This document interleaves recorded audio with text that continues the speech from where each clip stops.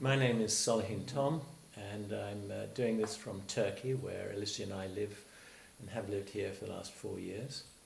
We live on the Mediterranean turquoise coast. It's absolutely beautiful, little village called Kalkan.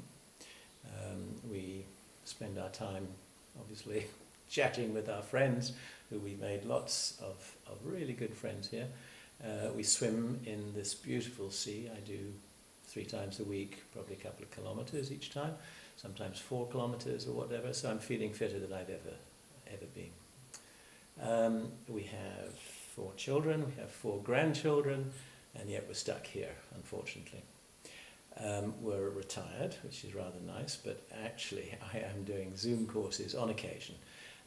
It's quite fun, it's rather difficult. It means that I have to work before I actually present, or work afterwards, after I've presented, because it is not a thing that I can wing, actually.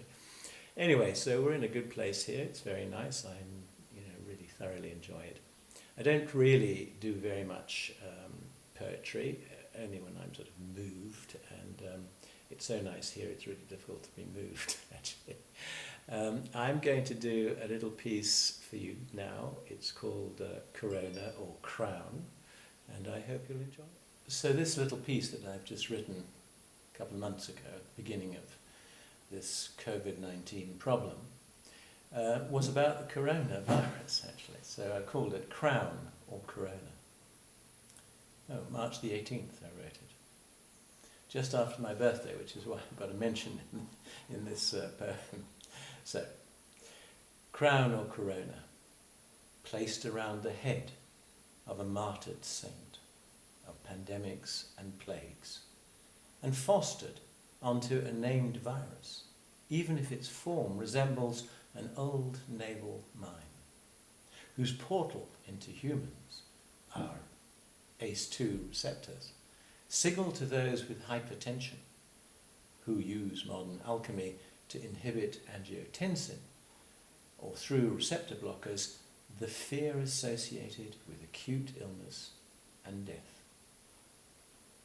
It's played on one's own mortality and life, as 70 years passes by oh so quickly, barely a rustle in the wind, as more pressing scenarios, conjuring fear and pariah status in the name of containment, dropping the curve, changing the algorithm of a global dynamic.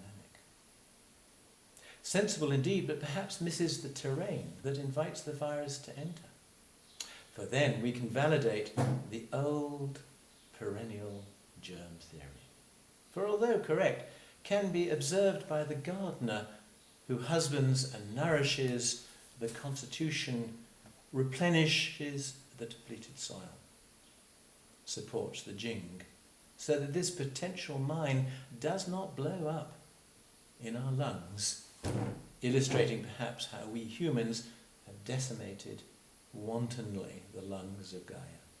Perhaps later, in an Epimethean stretch, our hindsight may observe the parallels and see that our equally sick earthly partner is highlighted in our present pandemic.